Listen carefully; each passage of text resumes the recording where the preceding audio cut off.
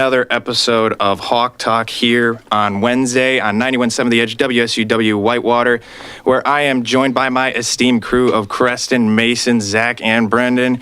Unfortunately, we are down a member today. Austin is not feeling the best today, so hopefully he feels better and he'll be with us next week. How are we doing here today, guys? Pretty good. Cold. Nice. Cold. Oh, yeah, dude. Tell me about it. 70 yesterday, and now all of a sudden it's like 20. I know. What gives? I said it before, and I'll say it again. We are in a false spring. I mean, I feel like it's going to be in the 60s again sometime this week, but it's just Wisconsin is so bipolar when it comes to the weather. But we're going to start off with our obscure sport of the day, and honestly, I've been looking forward to this one for a minute. It's car jitsu, and the premise is that two people are in a car, both in the front seat. I believe there's 2 rounds. Each is 3 minutes, and they alternate the seats between the rounds, and they have to take out the other person by tapping them out. It's definitely one of the more interesting sports out there. I'm surprised that it's actually called a sport. I would not expect it to be labeled that. Maybe a hobby, but what are your guys' thoughts on it? I felt like I was watching a skit, to be completely honest, or like one of those videos where it's like what to do if someone tries to break into your car type thing. Like, I don't know. But it is interesting because you can use your body, you can use any item in the car. And the seatbelt is obviously like the most used item, I feel like, just because it's so easy to like trap your opponent or do whatever. I also did learn that in the semifinals or the finals of a like championship, you can't win by points. You have to submit your opponent, which I thought was interesting. It also seems very unsafe. Choking somebody with a seatbelt does not seem like the safest thing in the world to do. But I also feel like these people are like friends, which is a little bit weird in a combat sport because I usually feel like there's like personal beef involved and or rivalries, and I just feel like after I just choked you out the seatbelt. Hey, bro, like, dap me up, yeah. So that's my opinions on that. Yeah, I mean, I feel like the seatbelt is definitely I don't even know what else they could use, really. I mean, I guess they could use the seat. The seat, yeah, like the headrest on the seat, take that out and just start banging them with it, but there's not really much else you could do, I guess. Could you, on the glove compartment, could you just, open it and, put their head in there to... Or, move, the steering wheel, up and down and stuff. I don't know. Have you played before? I don't know. That's what I was thinking. I don't know, but that just seems like viable options, if I were to be doing it. But, it's just, you got to find creative ways, obviously, and I felt like those were creative ways. Definitely got to think outside the box, or in this case, inside the car. I get it. Yeah. All right. That was a bad one. That's on me. Well, yeah, just going off what you said, Mason, I think it would be probably preferable to have the passenger seat rather than the wheel, just to have that extra space to just throw an elbow to the guy next to you. I was glad that you suggested this because I think this is really cool, honestly. I mean, these guys really get after it. I think if any of the viewers watching, if you guys have road rage, obviously it happens, guy cuts you off in the highway, I think this is the perfect thing for people with road rage to do. Just because, you're in a car and you just throw hands at people. It's awesome. Yeah. I have a rather strong take. I think this is pretty stupid. I'm sorry. I know everyone's like, oh, it's cool and all. And the guy that came up with the concept is a black belt in Brazilian Jiu-Jitsu, MMA. He's a pretty top-notch fighter.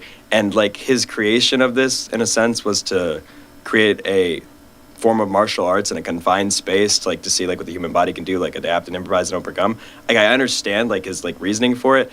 But, upon watching some of the clips and everything and just seeing it go down, I just get in the octagon and duke it out man to man. You don't need to confine yourself in a car. I think it's incredibly stupid. I mean, I see your point, but I think it's just so unique and so interesting that it's that entertaining. It's a little stupid, but it just works. It just works. I don't know. It just works. I'm gonna say a quote that I found on an article about the rules because it's just hilarious.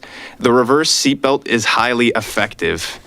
I don't know what the reverse seatbelt is, but that's now I want to know. But that was our obscure sport of the week. We're gonna move on to our first topic of the day now with the MLB early predictions.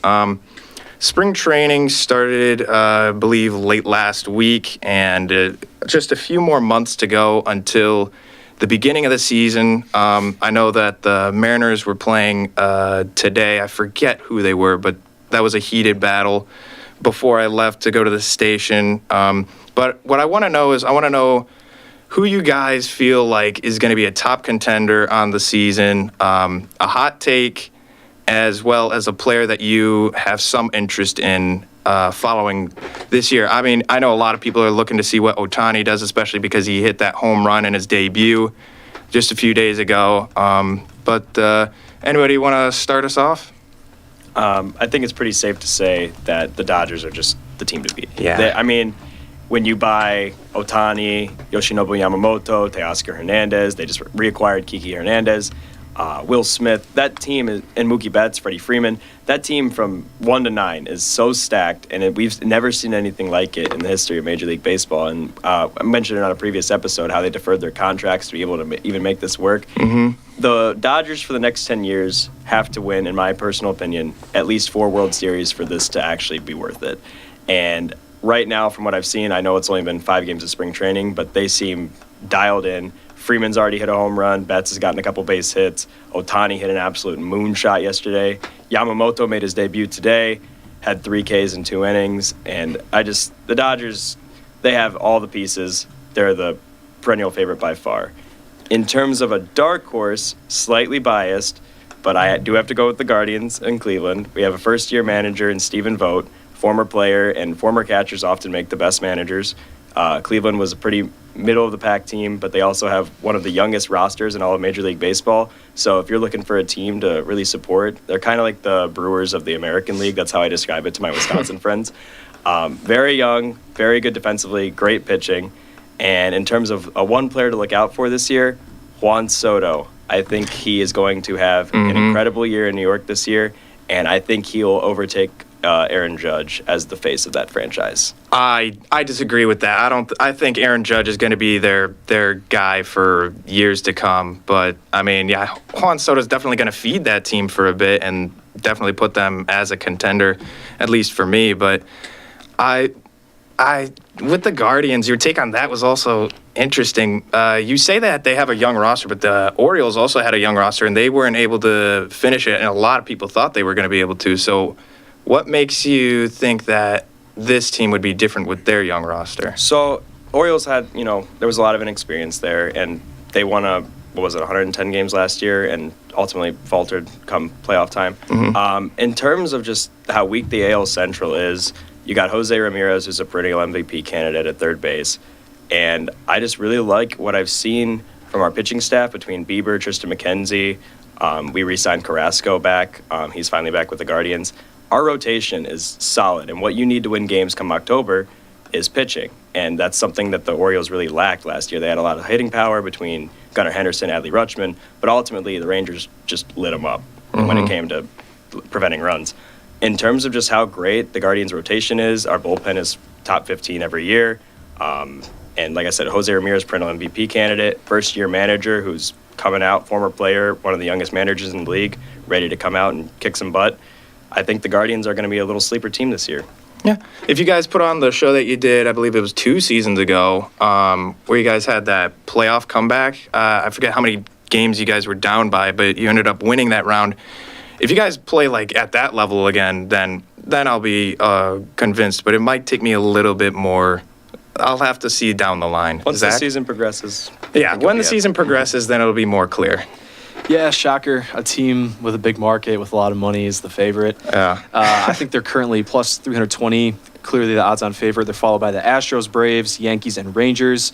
I mean, that's just the biggest storyline with Ohtani. He's the best player in baseball, and finally getting on a big market team with the pieces around him. It's hard to see them losing this season. In terms of other teams around the league, I think the Yankees are just going to choke again, like they do every year. It's funny how they have all that money and they pay for so much hitting, but then they can never get the hits when they need it. I just find that kind of funny. When it comes to the Brewers, I think the Brewers are going to finish like towards the bottom of the division. I mean, I do not see them doing well. They lost Counsell and they lost Corbin Burns. I mean, the Brewers were built on one thing, and that's pitching. They always had great pitching towards like top of the league type pitching. And I just think without that, they've never really been able to generate hits. I think it's just going to be a tough year for the Brewers. I think it's definitely going to be a little bit longer until we get to where we want to be. I mean, it just felt like we were so close, like these past few seasons, and then just we had like a collapse so fast, and then Council leaving that. Yeah, like you said, that was detrimental for us. Is there a player that you have in mind that's going to be an outbreak player? Well, instead of a player, I actually went with a team. I went with the Padres. I think that the Ooh. Padres are an interesting team. Last season, they went on kind of a heater run, and then towards the end of the season, they kind of got unlucky, had some pretty bad losses. They still have Tatis. They have Yu Darvish. They have Manny Machado. I know a lot of people hate Manny Machado, but I do think they're kind of a sleeper team. So, yeah, instead of a player, I went with a team. That's fair. I'd like to see them go back at it. I thought that they were going to be decent when they got Soto, but that just did not pan out at all. But I look forward to seeing what they can do. Mason?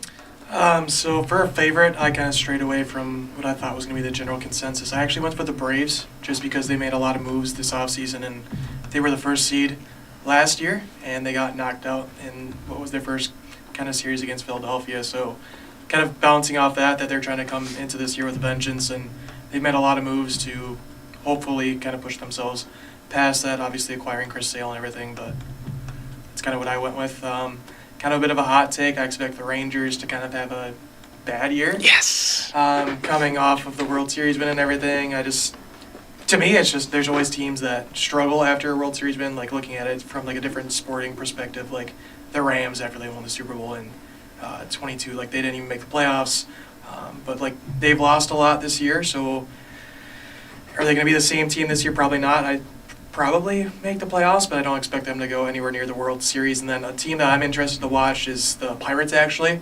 They had their best year in the last 5 years, and they've got a lot of moves, specifically at like pitcher, that they have to kind of figure out and everything. But it's going to be an interesting team to watch. They've made a few position changes. I think it's Henry Davis that made the move to catcher from outfielder, if I'm correct. And so I'm kind of interested to see how they do this year. So is there any like position of upgrade that you're really looking forward to for Pittsburgh? Mostly pitcher, just because Just- they yeah. haven't came to figure it out. Like there's so many guys that they haven't really found like a true one that's ready to step up to the plate. I feel like that's a tough spot to really get cemented into their roster for a lot of teams. And usually that's the key mark that makes teams fall apart from the big game. So I agree with you in that take. I think not really my favorite, but a team that could contend is the Astros. They're always I know, but they're always perennial contenders. Adding Hader, I mean, they just like, I don't know. You're just gaining better pitching, better closing, one of the best closers in the game. You obviously have the hit power. You have Altuve, and just it's I don't know. As much as I hate to say it, you can't always stray away from the Astros. And the team that I'm looking out for is the Mariners. Yeah. They're kind of on this mentality of we're gonna home grow and develop our players like through our own system. They are known for replacing some guys that leave, obviously, because you have to. But I just feel like I don't know the rotation across the board. Their pitching rotation, they have a pretty decent one that we saw last year. Obviously, you have Rodriguez, who's can go Future star. moonshot. Yeah, Mm-hmm. one of the probably faces of the league here in a couple years. The question I did want to ask, though, because I know you said this in the topics, is what are we considering a failing season for the Dodgers? Because they've won 100 games 3 seasons in a row. And then the follow-up question is how many years without a title are we considering this Ohtani signing a bust? Anything that's not a World Series. I mean, as much money as they've spent. I mean, Yeah. I know that sounds ridiculous, but it's World Series or bust for the next 10 seasons. Well, it almost feels like the Warriors, like Yeah. they have like Yeah. literally Right after they all signed the Dirk. It players. really does. It's championship or bust at this point. So. A player that I am actually 2 shortstops that I'm looking out for. Bobby Witt Jr. He just signed that extension, so it'll be interesting to see, is he worth the money? Is the money going to go to his head? Also, another player is De La Cruz for the Reds. That dude is just like, he's just amazing. Like, he's fast. He's got the power. He did have a little bit of a down year last year. Down year, like, not really, but he did. I think the Reds are a team to also watch out for, just because they have the ability to kind of, get the bats going, and scoring runs is what wins you games. You mentioned the Reds scoring runs, and I just think of to the last Brewer game I went to where they played the Reds, and it was a 0-0 game all the way up until the 10th inning, and the Reds won. So I mean, to me, that just hearing the Reds scoring is hilarious. But yeah, I haven't really heard people talk about the Reds that much, so that's cool that you brought that up. The Mariners, that's an interesting take too. I'm a Mariners fan, and that I don't see us doing anything this year. I mean, like, if we make the playoffs, amazing. But I'm not expecting it. We don't really we didn't do enough per se, I would say. We did get Haniger. We lost Teoscar, but I mean, can you really count that as a loss? Because he didn't really do what we paid him to do last year. So, yeah, we got some like other guys that we're gonna develop here and there, but it's just not enough. I mean, we even got rid of Robbie Ray. So, to me, I didn't like getting rid of Robbie Ray. I mean, I thought we had one of the best pitching rotations in the league. With Castillo, Sewald, and then Sewald is now gone as well, and Robbie Ray, and now all we have is Castillo. I mean, yeah, we still have some other guys, but it's just we're not in a position to go big anytime soon, I would say. So I forget, did you say why the Mariners? I just felt like the kind of mentality of like homegrowing and developing your own players. Oh, yeah. Just kind of like developing that chemistry and that core is important. Right, yeah. I mean, they'll be a fun team to watch grow for years to come, but not the contending type. As for my hot take, it's not really a hot take. It's like a lukewarm take, but I think the Cubs are going to win the division this year, especially because they just signed Bellinger to a pretty hefty deal, and they have Counsell again. I just feel like that's going to be a pretty good matchup for them, as well as the competition between them and the Brewers isn't really. It almost kind of like flipped now. I feel like the Cubs have the upper hand, but as we said, we'll see when the season gets here. But does anybody else have any thoughts on the MLB season coming up? I just noticed that we mentioned a lot of NL Central teams. I think that's the division to look out for next year between the Pirates, Cardinals, Reds, Brewers. That's a really competitive and fun division to watch. Cubs. That's the division to look out for. Yeah. I mean, it also could just be because that's like where we are. But, I mean, yeah, you're definitely right. It's going to be a competition down to the end. And personally, I'm looking forward to it. But with that being said, we're going to move on to our second topic of the evening, which is Hawks and hockey. We're going to do this one a little bit different than what we normally do. We're actually going to talk about the league as a whole right now, like a little bit of an overview, some best moments, and then we're going to rate the last 10 Hart winners, excuse me. Let's start with Mason. So I learned a lot, like, watching hockey over the last, few weeks. I wasn't really big into hockey at first, and I've learned a lot. One thing that, the Red Wings fans never knew they did that, throwing that onto the floor and everything. I've really become interested in, hockey and everything over the last few weeks doing this. But I've been really interested in the Eastern, Atlantic Division, seeing the Panthers and Bruins kind of, and the Maple Leafs too, kind of just go bat to bat with each other. The Bruins, I know you said you expected them to pick it back up this last week, but they won only one game out of the last four again. So the week of February has not been kind to the Bruins, but just watching everything, looking at it overall, the Rangers are doing really good. Mm-hmm. There's a few divisions that are kind of just subpar. You don't really have some of the top tier teams, the Central Division, the Western Conference, and everything. But this Atlantic Division and the Eastern Conference is really something that I've been paying a lot of attention to. Yeah. The Rangers are a little bit of a shock to me, as you mentioned. I mean, I thought they were going to be decent, but I didn't think they were going to be on top in the Metro. I actually thought it was going to be the Devils doing pretty good, but I'll talk about them in a little bit. But do you have a favorite moment of the season so far? Literally just learning about the Oh, Red Wings. yeah, I got you. Yeah, that's understandable. Zach? Well, honestly, I'm glad that we're not doing things like we usually do because I think it's getting a little bit repetitive to the especially viewers. for you because you're a Blackhawks fan. Exactly. It's the same. It's just repetitive to the viewers for me to just come Yeah. on here and just say, "Hey, we're losing again." Surprise. Yeah. right? Yeah. But anyways, when it comes to this season, I think that I'm going to be a little bit biased in saying that I think Bedard is one of the great moments of the season. Just to have that That's new fair. hockey prodigy in the league now, young, fresh face who could be the face of the league potentially coming up here. I think when it comes to moments across the season, I think that the best are yet to come, especially with how this MVP race is starting to shape out. You have Kucherov, you have McKinnon, McDavid too. I think that it's really going to come down to the last couple of games for who's going to be MVP because as of right now, it's pretty tight. Yeah, and it actually switched up from a week ago when we talked about it. I believe Kucherov it was either Kucherov or McKinnon that was the favorite, and it was either one was 1 or the other was 2. And then McDavid. McDavid actually fell a bit. I believe he's 4th in ranking now, and Pasternak is still 5th. Matthews is now 3rd, I believe. I forget because that was like a few days ago, and it shifts ever so often. But, I mean, the fact that it's only been a week and it's shifted that much is pretty intense. Yeah, we're really going to witness a truly competitive MVP race this year between Matthews, McKinnon, and Kucherov. I think McDavid's kind of fallen off slightly enough to where we can kind of officially mark him out of the conversation.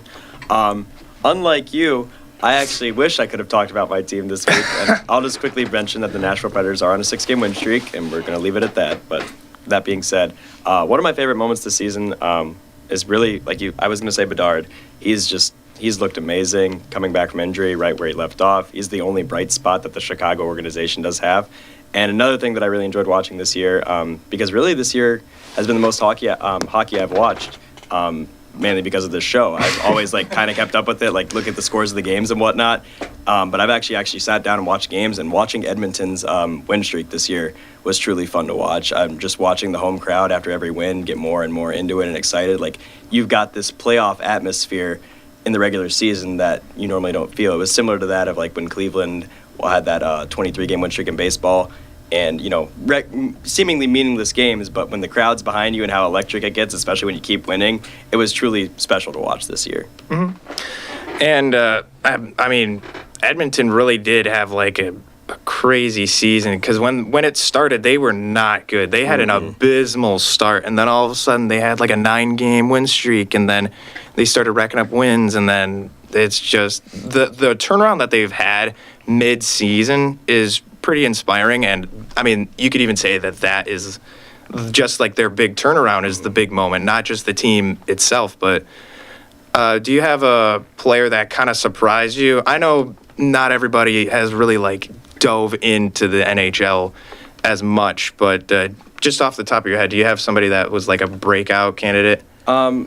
I was really going to say David's regression this year, not so much a positive, but in terms of a player that did surprise me. And regression for him, he's still putting up, just over 1.5 points a game. And, but compared to, his last season, obviously how heroic it was, it's definitely a down year for him. So I really don't have a player that I kept my eye on in terms of improvement. But McDavid, obviously just the golden boy of hockey right now. It's been really interesting to see if this is just going to be a one-time thing or if it's actual, did he peak early already or is he going to retract next season?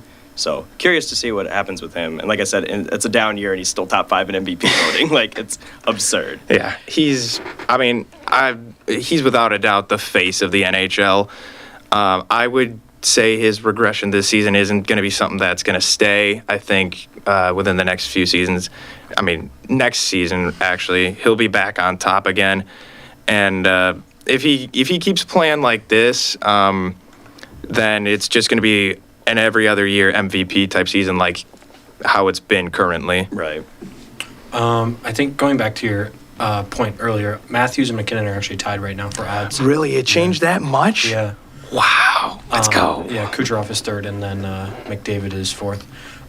Anyway, I think that obviously, you have the Canucks, you have the Panthers. Those are the teams that are really kind of going above and beyond.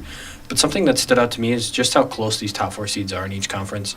In the East, you have a 6-point difference between the top 4 seeds, and in the West, you have a 4-point difference.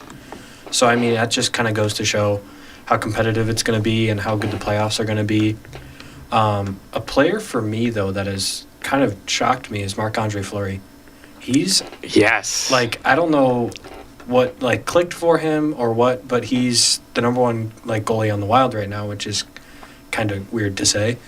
But, I mean, I don't know. I just feel like this dude's almost 40 years old, and he's playing like he's 30 again. And I don't know. I just feel like I definitely didn't expect it. He's in some trade rumors right now, which is a little upsetting. Oh, no way. Yeah. But, I mean, we will see. It depends on how the Wild's next couple games go. But looking at how they've gone the past week, it's on the downswing again. Yeah, and I know I've said it before, but I still can't believe that Fleury is doing better than Gus. Yeah. I can't remember the last time that Gus was better than Fleury. It's been a while. Yeah. So I mean, what about a team that really shocked you this year? Do you have one in mind? I mean, not really to step on your toes here, but I do think the Rangers kind of shocked me. Mm-hmm. A team that is kind of going below, kind of like Brendan was saying. I feel like the Penguins and the Capitals. I mean, I just feel like their age is kind of catching up to them at a certain point. Agree. But they are 62 and 63 points. They're right above each other, above and below, excuse me. But I just feel like being in the bottom 10 of the Eastern Conference is just not something we've come to expect. Mm-hmm. So I feel like that's a little odd. Yeah, they are. I believe there was 5 teams that was mentioned that were the most shocking of how bad they were, and both of those were in the top 5. So you're not wrong. Also, the Coyotes are on a 13-game losing streak, which is just absolutely Yeah, I just noticed that. It's tough. see, for worst team in the league, it's always either the Coyotes or the San Jose Sharks. The sad thing is that the Coyotes are 4th in the Western Conference, from the bottom. Wow, that The is Blackhawks, the Sharks, and the Ducks are below them. that is sad. Oh my gosh. Yeah. Egging him on. I would just kind of say the Kraken kind of being as low as they are kind of surprising me a little bit, just because when I had first started hearing about hockey and kind of paying a little bit more attention to it, they were doing really good at the time, and right now they're being kind of super inconsistent and everything, 5-4 and 1 in their last 10, so that's kind of shocking to me. Also talking about the Penguins and everything, looking at those bottom teams, most of them have a negative point differential. They're still positive 16. Whereas, if you look at, obviously, the Capitals, they're negative 33. The Canadians are negative 44. They still have a positive point differential. So it's definitely interesting to see, teams who are above them in the standings. The Blues have a negative 13 point differential. The Predators have an even point differential. So I guess it's just interesting to see, the difference in, how each team is doing, I guess. Mm-hmm. I understand what you're saying. What in your opinion? Actually, no. With this being said, I kind of want to go into our Hart winner rankings. So we're gonna actually start with Creston. Just give me your top 5 of the past 10. Okay. I mean, the consensus number 1 is probably McDavid's last season. 153 points, 89 assists, 12 most points ever scored for a Hart winner. Gretzky obviously has 8 of those spots because he's the GOAT. But second, I have Kucherov in 2018-19, 128 points, second most assists from the Hart winners in the last 10 years. Third is my hot take. I'm going to go with Carey Price as the third best. 93 save percentage, 44-16 that year, 196 goal allowed per game, which is 82nd best all time. Fourth, Patrick Kane, 2015-16. I'm more of an assist guy over a goal guy. I like facilitator. I also liked that Kane had the 12.4 OPS, which is estimated number of points due to the player's offense. And then fifth was Austin Matthews, 106-point season as well. They literally just flipped. Matthews had 60 goals, 46 assists. Kane had 46 goals, 60 assists. The OPS was a little bit lower as well. So, but like I said, I like a facilitator more than a scorer. Having my guy at the bottom? Jeez. I had the same McDavid from last year at number 1. I had Kucherov at 2 as well. And then I had McDavid's 2020 to 2022 season at 3. And then I actually have it switched with Matthews at 4 and then Kane at 5. Okay. Interesting. Nobody has mentioned Draisaitl yet. I mean, that's not really a shock to me because I would have him at the bottom too. But Yeah, he's 8th for me. he's 6 8? for me. 6? Oh, okay. 6 is kind of close. Okay. I think I would have him in like the 8-9 range as well. Yeah, I have a similar top 3. I mean, McDavid's the clear-cut number 1. 153 points is the most since 95-96 with Lemieux. Kucherov is also my second. He had 128 points, which was previously the highest since 95-96. I do have Price at 3. He's the 6th goalie to ever win it. I mean, the first since the 2001-2 season with Jose Theodore. 4, I have Austin Matthews. He had 60 goals, which at the time was a franchise record for the Maple Leafs, and it's the most goals by an American-born player at the time. And 5, I have Sidney Crosby, the 2013-2014 season. Had this been the past 20 years, I probably would have put his 2005-2006 campaign, because that's when he won it when he was like 19 years old, when he really solidified himself as one of the great hockey players in this league. That's a fair. I'm going to go in reverse order. So at number 5, to what you just mentioned, I have Draisaitl at 5. His 2019-2020 season. As Creston said, I'm also an assist guy. He had 67 assists that year to go along with his 110 points. Something that I truly value. Had a 12.8 PS, which is total points responsible for as the player that season. That's a stat I also value. Number 4, Austin Matthews, 2021-22, 60 goals scored. Kucherov, 2018-2019, 128 points. Once again, tremendous in terms of assists. Carey Price, I have at number 2. I really value the goalie position in hockey. And just, I'm a big guy, proponent of defense, and seeing the goalies get a little love, winning the Hart Trophy is pretty nice. And as Creston already mentioned, the 1.96 goals allowed per game. 93% save percentage is just absurd and just insane. And obviously, unanimous number 1, Connor McDavid last year. 153 points, most by anybody not named Wayne Gretzky or Mario Lemieux. There it is, yep. And his point share last year was 18.2, which was the highest since 1995. Yeah, I mean, you guys all pretty much had a similar rating scale. Some surprised me, but I think I'm going to shock you guys with saying who my number 1 is going to be. It's going to be Austin Matthews. A little bit biased because I did see his 60-60 season, and it was amazing. I mean, it's almost actually, no, I think this season is a little bit more impressive. I actually think he's going to have more goals than he did that season. It was just, he was a really great team leader and I was really disappointed with their early exit that season, but I'll have McDavid, then Kucherov, and then I'll put in Price because it's really hard for a goalie to win MVP. There's only one in the past 10 years.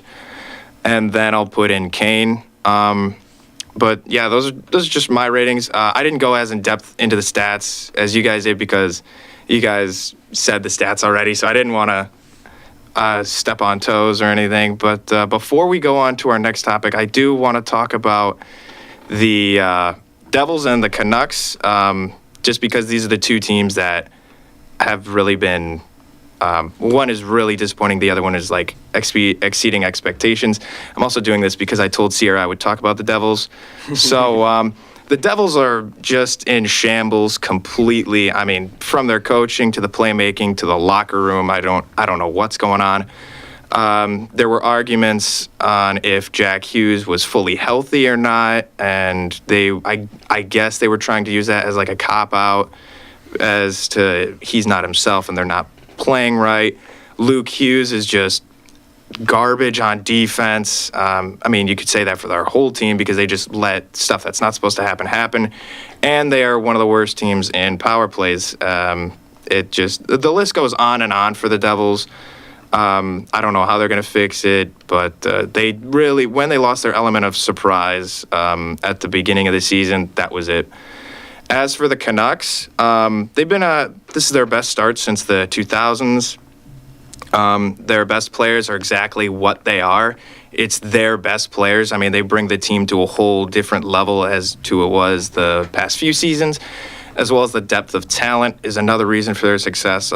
Players like Teddy Bluger, who helped bring the stability to the penalty kill, and the team has also scored the most goals with less shots than any other team and is averaging one of the best goal averages per game in the league. And though they seem to struggle with power plays, just as they did against the Penguins, that was an amazing game. I don't know if you guys saw that game, but that was a crazy ending in overtime. They were up big. They were up 2-0, and then they just let it slip by. And then overtime came, and it was just, shot after shot after shot, and then Demko just couldn't finish it. So if you guys haven't seen that, I recommend looking it up on YouTube afterwards. But with that being said, after my little rant, we're going to go into our next topic, a deer without fear. I know a lot of you guys are looking forward to this. We're basically just going to talk about the Bucks and the sudden changes. I mean, they've been doing pretty decent as of lately. This is actually flipped from what I was going to talk about last week, where I didn't know what was going on with Doc, but now I kind of like what he's doing with them. The defense is kind of swayed for the better. So with that being said, we're going to start off with Zach. Yeah, I've been waiting to talk about the Bucks for a very long time now. I think, and I've always said this. I've said this to my family. I've said this to my friends. I never thought there was much of a coaching problem with the Bucks. Maybe when Adrian Griffin was there, but even when Doc Rivers was there and they were starting to hate on him for how the first couple games were going, I never really thought it was a coaching problem. I think it was more of a player problem. I didn't really think they were bought in. It seemed like most games, sometimes they were just like really lackadaisical. They weren't even trying, and especially on the defensive end, as we saw early in the season. Currently, since Doc Rivers' coaching debut, they have a defensive rating of 112.2, which if that was their defensive rating for the whole season, they would be third in the NBA, only behind the Cavs and the Celtics. So, and with the offense, I think the Bucks are starting to understand that they have to play more through Dame Lillard than Giannis. And I think before, early in the season, it was more like they were taking turns. It was like Giannis was taking a possession, and then, okay, Dame, here you go hit a three. And then they were just taking turns. They weren't playing cohesively. And it just seems like they're starting to really understand how to play together in a system, which I think is going to help them a lot come playoff time. And especially the Pat Bev trade, I think that's really when the defense started to solidify because, like I said before, they weren't really bought in. They weren't really trying on defense. And I think that veteran leadership guy, hard-nosed defender, really lit a fire under them defensively, which helped them improve greatly. So I think that the Bucks right now, especially coming off a win against a very good Timberwolves team and dismantling the Hornets last night. Oh my goodness. I think the Bucks are in a very good position. So do you think that the increase in the defensive productivity is because of them finding a new groove, or is it because of Beverly? I think both play equally. I think it's more Beverly just with the defensive leadership that he's brought, but I think it is a little more of just buying in on the defensive end. They finally realized, like, hey, we're supposed to be a championship team. Let's play like a championship team. Yeah, he does have that factor for every team that he's been on. A wise prophet once said RELAX. That man was Aaron Rodgers.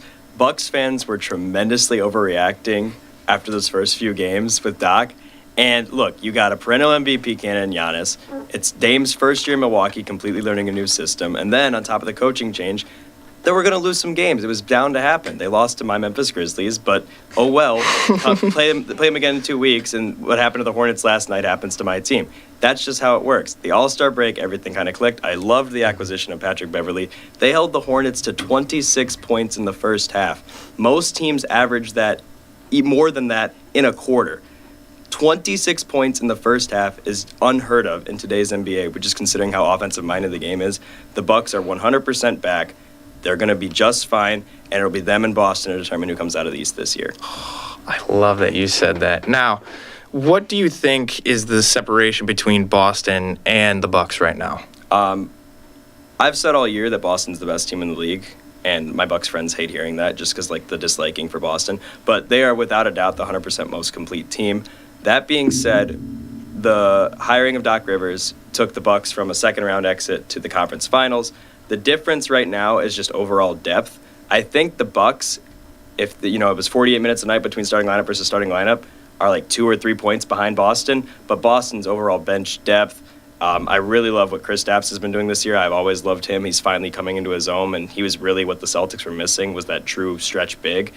And just in terms of overall depth, I think Boston just slightly edges them. But if they can keep playing defense like this, and Dame does what he does when it comes to crunch time, and Giannis keeps doing Giannis Antetokounmpo things, we could see a really thrilling 7-game series. I still have to give the edge to Boston right now, just based on overall depth alone, but Milwaukee right now is significantly closer to Boston than they were had they kept Adrian Griffin.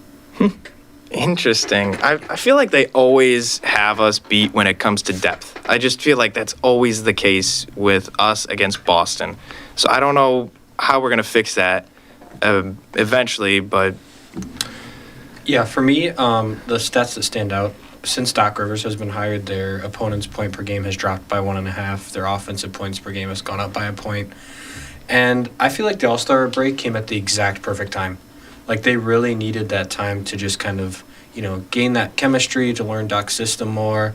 The thing that I will say is like, little adjustments as Rivers makes, when he has the talent, he knows what to do with the talent that he has. Mm-hmm. And I just feel like he really brings out the strengths.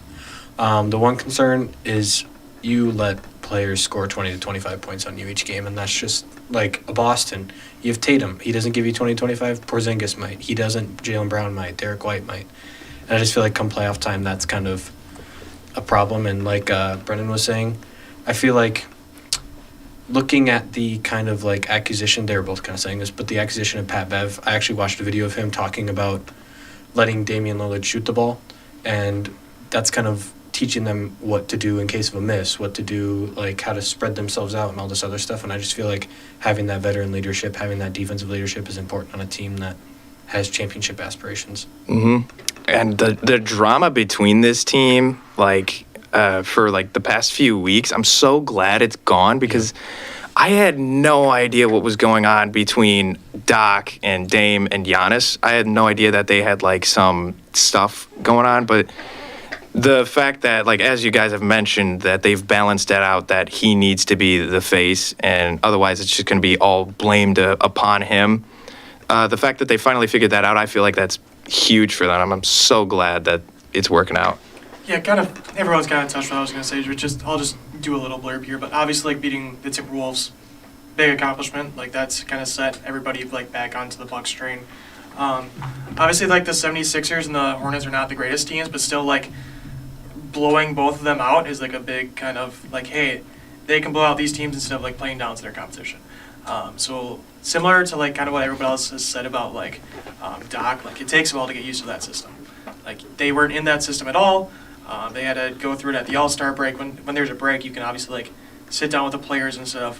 When it was like in the middle of the season, like that, it's not gonna work out as well as like some teams who fired their coaches in the past. Like I look at. I know it's a different sport, like the Raiders this year. Like they completely changed their season on a coaching change, but he was still in the building the whole entire year, whereas Doc wasn't. So like seeing the improvement since the All-Star break, seeing this like winning streak and like truly like beating the teams that they should by as much as they should is giving me like a lot of hope heading into like shortly playoff time. So what do you think is going to be the thing that they're going to have to do to maintain this success throughout the season? I mean, keeping like the veteran leadership and like not having this sort of like drama that there was. Like obviously there's a lot of like true superstars on the team now. Like not as much as you could say like the Warriors had in the past, but there's still a lot of good players like not being in each other's heads and saying, "Oh, I deserve this" and all that. Like I've seen it in the past with like basketball teams, especially like you have so many superstars that they just get into their own heads and they don't mesh well together. Like a culture needs to be instilled, and I feel like they're actually getting there at this point. Yeah, and like I said, I'm really happy that they did find that culture at this point of the season. I don't think we'll have to, I mean, knock on wood, but I don't think we'll have to worry about them as much as we had to like a month ago. I mean, at that point, everybody was just rolling their eyes anytime that they got destroyed on television. But we're going to also talk about the Knicks-Pistons call. That was one of the worst calls that I have ever seen. Does anybody want to touch on that first? I just want to admire Detroit being 9-47 and still fighting to the final whistle of every game, and having your head coach go out and openly just advocate his support for his guys. I think, there was a lot of jokes about Pistons and the losing streak they had, but they've competed. They've actually competed and tried to win basketball games where a team like the Wizards, who have the same record as them now, just don't put up competitive games. That being said, in that moment, as an NBA referee, you can't hold the whistle there. You can't. And they're saying, oh, he never truly had possession. There's this little thing called a loose ball foul where it perfectly describes, hey, if there's a loose ball and you dive into an opponent's legs, you blow the whistle and Detroit gets 2 free throws. In my opinion, it was one of the worst missed calls in the past 10 years of the NBA. And for the Pistons being as bad as they are and, quote unquote tanking, for their head coach to go out and say, my guys are saying, what more can we do? And a coach putting his neck on the line for his team, I love it. And I really kind of just became a Detroit Pistons fan. I've gained a whole level of respect for Monty Williams and Cade Cunningham, and I hope in the next few years they're going to be my dark horse to make a run, because when you have a coach like that, you can get the most out of your players, and they're going to get another lottery pick this year, and they have a great young core. But that being said, worst no call in a very, very long time. 100%. It took me a minute to process hearing you say that they were going to be a dark horse. Just because I don't think I've ever seen them in the playoffs. But yeah, there was even people saying that the referee should have a a press conference after the game for why they said calls or not. I think that's a great idea. Or introducing fines to referees. If you can fine players for openly complaining about calls that should have been made or should not have been made, why are we not finding referees? Why are we not holding referees to the same level as the players? Because in the end, they're the ones dictating the game. Exactly, yeah. So they should be held to an even higher standard, but I digress further. But it was atrocious. Mm-hmm. Speak your truth. Yeah, am I missing something, or did DiVincenzo body check Asar Thompson? I thought I saw that too. It was like a football play. Yeah, he it wasn't basically even tackled close. him. Yeah, it was brutal. I mean, you just have to call something like that. This reminds me of last year when the Lakers were playing the Celtics, and I know I'm just gonna say this because I'm a Brown fan, but when LeBron drove in and Tatum clearly hit him on the arm, and the ref is literally looking at him right there. Yeah, it's unacceptable from referees. Mm-hmm. I just wish the Pistons had a Pat Bev to go show the ref the camera. Exactly. Yeah. You need a guy like that on every team. But just going back to ref punishments, I don't really think that a press conference is going to really do much of anything. I mean, it's not really going to change anything. I think fines is going to be a much more effective way of getting the refs to be to call the calls that should be called. I mean, like we said, they're the ones that are dictating the game. So I think fines, because money talks. So I think that if you fine them, it's going to be a lot more effective than just having a press conference. Yeah. And I personally, when I say it out loud, it doesn't really sound like there's going to be anything benefiting from a press conference, but it just, to hear what they would be like, what their response would be for not calling it, I think that would be value in enough. But I mean, it almost makes you want to have them replay the game from that moment just so they could get it back, because that's robbery for them. They had a chance, and just because it wasn't called, it was game over. And it's all because of the ref. I just feel like that's not right for the game. Well, and that kind of thing has happened before. Oh, I yeah. think when Shaq was back on the Heat, I think they said he got a 5th foul, but he actually only had 4 fouls, and so they actually replayed the game. Now, it was weird because Shaq was not on the team when they replayed it, so it didn't really make sense, but it has happened before, so I think that is also something that they could reintroduce. Yeah, I think, that's actually a great point, yeah. Well, they also do have those protests that you can do, but I was looking at because the NBA released a statement about the Rockets-Knicks one that was missed. It always seems like the Knicks are It's New York. Big market team. But they said that you have to go through these finite rules, and there's just so many if it's this, then it has to be this, this, this, and this. And at that point, it's just not worth it. And I just feel like if it's happening Knicks, Detroit Pistons, 60 games into the season, who knows if it's not going to happen Game 7 of the finals with 10 seconds left. Yeah. Like, I don't know. That's just my worry is the refs are going to dictate the game too much. Yeah, it's so there really is no good way to solve it. That makes it even worse. Yeah, like I watched it a few times, like last night and then just now, but like that's clearly a loose ball call. I don't understand how it wasn't called. Like it clearly impacted the final results of the game, and what was it, like 2.8 seconds left that they scored with? There's no chance for them to score. Like the Pistons, like as everyone's already said, like they've won 8 games this year. Like they kind of need some help, and just to see the coach on a losing team that's lost, I think now 6 games in a row, like have this much like fire to him, I really appreciate that. But seeing like calls like this in any sport where it like clearly impacts like the outcome of a game is something's got to be done, because it happens in every sport almost. It feels like now, and it's just like, oh, what can we do? It happened. Yeah. We can't do anything about it. Like I know there was I think the NFL did something where they like reviewed pass interference calls a few years ago. Like I don't know if there's something that can be done like with that with like certain calls, but like something where they can like overturn everything. Something maybe like I don't know if there's times where I've seen referees like pick up a penalty flag and everything. Like, can we have more of that potentially? Like a review or something. Like I don't understand how you could be like there's however many referees at each sport and this stuff still occurs. Yeah. And you actually kind of reminded me of a potential solution that I had. What I would like it if like coaches could challenge just about any call. Yeah. Like I agree 100%. yeah, or if like something that wasn't called that should have been called, they could still challenge it. I feel like that would solve the game immensely. It gets reviewed, they go back, they do it right. I think that's the easiest way to do it. Like, why have restrictions on what can and can't be Yeah. reviewed? If you want to Yes. use your challenge for something that was either a no call or no call, you should be able to do a call or no call. You should be able to do a challenge on it. And if ultimately deemed successful, you just reset back to that point of the game, whether it be a minute ago before the next dead ball, and or award a technical free throw, just something, just anything, because there's a lot of blatantly missed calls, guys stepping out of bounds. One prime example is Durant when he saved a loose ball for Golden State, and he was clearly out of bounds. The Rockets should be able to call a timeout there and say, hey, look, his whole body was standing out of bounds before he saved that shot. Can we review that? Why are certain things in all sports reviewable? It should be anything that you deem challengeable.